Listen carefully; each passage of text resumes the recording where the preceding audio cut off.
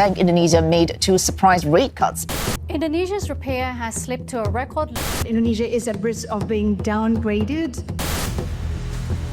I'm the minister, not him.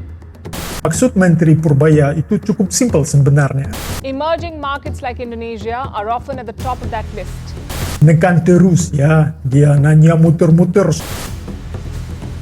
How does Indonesia protect those industries? Well, that's exactly why we disagree to. Oke guys, akhir-akhir ini media asing rame banget ngomongin Indonesia. Khususnya soal ekonomi. Itu kayak ada sesuatu yang bikin dunia melirik serius ke Indonesia. MSCI's move could trigger a flight of capital out of Indonesia. Dan kenapa semua itu terjadi guys? Itu terjadi karena ada Economic Summit Internasional. Acara gede guys. Dan tamu di forum itu bukan kaleng-kaleng. Jadi media global turun langsung ke Jakarta untuk nanya-nanya soal kondisi ekonomi Indonesia. 19%. 19% good enough for Indonesia? Well, relatively speaking, Jadi hari ini guys kita bakal lihat bareng gimana jurnalis ekonomi barat ngepres ya, tekan Menteri Purbaya. Pertanyaannya tajam guys dan muter-muter. Terus kita lihat juga jawaban beliau. Dan tentu aja aku bakal coba jelasin semuanya pakai bahasa sederhana. Biar gampang dipahami. Siap? Let's go! I think the most recent development is the MSCI threatening or saying that Indonesia is at risk of being downgraded. What went wrong there? Aku mau stop dulu di sini soalnya ini penting banget dan banyak orang salah paham. MSCI itu apa sih sebenarnya? Itu Morgan Stanley Capital International dan mereka bikin rapor. Jadi gampangnya gini nih guys, MSCI itu semacam rapor global untuk pasar saham suatu negara. Jadi guys, investor besar di dunia itu seperti dana pensiun, dana investasi raksasa, mereka semua pakai MSCI itu sebagai acuan. Dan kalau MSCI bilang satu negara oke, jadi duit global lebih gampang masuk. Tapi kalau MSCI bilang ada masalah, investor bakal mikir dua kali guys. Jadi itu cukup simple sebenarnya guys. As I told you, the intransparency in the market was quite big. I've told myself to the stock market management at that several months ago to clarify the market from this cooking practice of manipulating prices of shares. Oke guys, jadi di sini maksud Menteri Purbaya itu cukup simpel sebenarnya. Dia bilang masalah utamanya itu transparansi pasar. Jadi dia mau beresin praktik goreng saham. Aku tahu guys, ada banyak orang yang nggak pinter tentang ekonomi, termasuk aku. Tapi tentang goreng saham, aku tahu sedikit ya. Jadi goreng saham itu apa sih?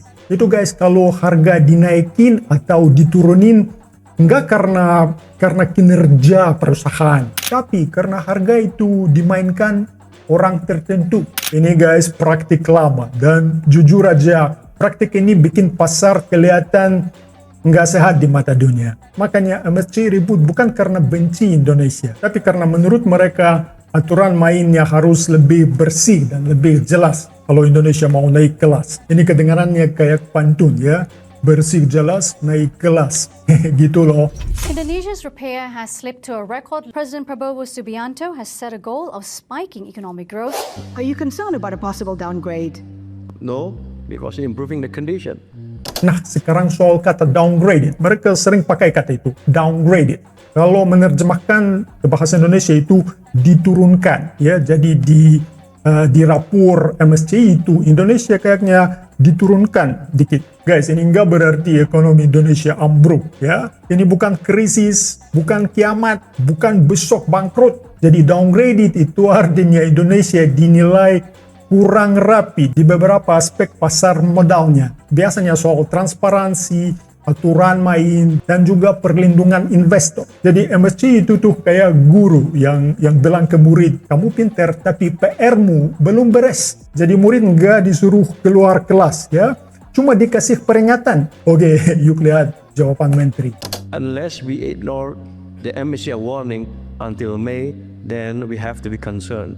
But I think the government and every market regulators have taken a proper approach to ensure that before May this year, we will satisfy what the MSCI wanted. So you should be okay. You should be fine.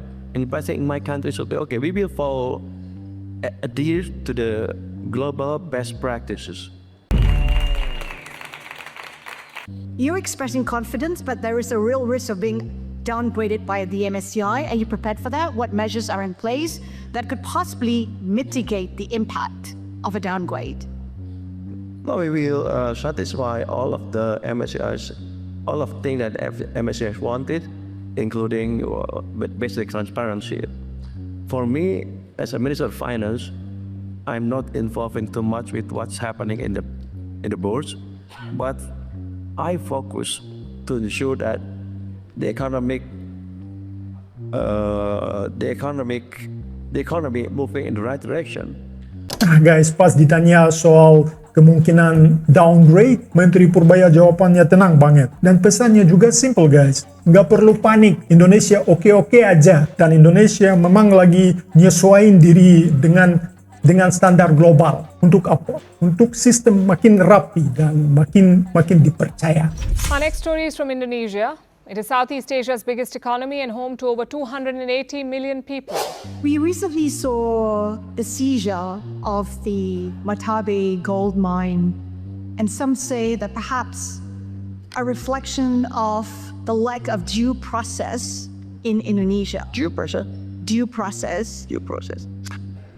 Jadi guys, jurnalis itu dia nyinggung soal pernyataan tambang emas Martabe. Lalu ada narasi dari luar negeri yang bilang ini tanda Indonesia nggak taat due process. Apa sih itu due process? Mereka sering pakai kata itu. Gampangnya gini nih guys, due process itu aturan main hukum yang adil. Artinya kalau negara mau ambil tindakan kayak nyita atau cabut izin atau hukum perusahaan, itu harus lewat prosedur yang jelas, bukan asal sikat ya. Jadi negara nggak boleh asal nyita tanpa prosedur. Dan yuk lihat jawaban Menteri Purbaya.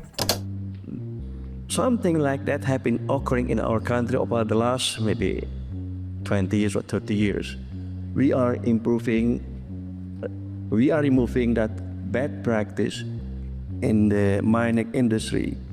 One of the sample is that the abolishment of the permit of the company.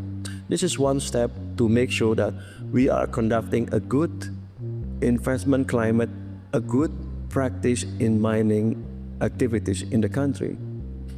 It's not like we are against mining, but we are against illegal mining. There's a lot of speculation, and there's even suggestion from the likes of Citibank. Economist from Citibank? Yes. He's not a real economist. He's only a master. You should ask a PhD to answer that question. Suggesting that perhaps you will move your cap beyond 3%. Is there a chance of that happening? I'm the minister, not him.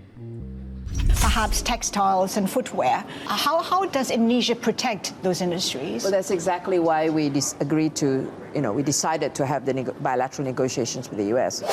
We make sure that our government spend enough money in the first quarter, second quarter in a timely manner, and we ensure also that there's enough liquidity in the market, and we are making sure that we are improving our business climate.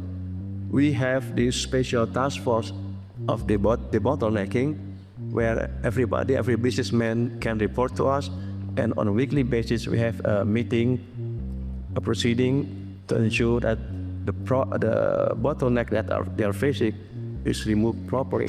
I think 1 year from now we will have a different and much better business climate condition.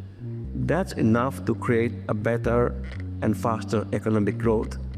Eventually it will be represented on the increase on prices of shares in our capital market.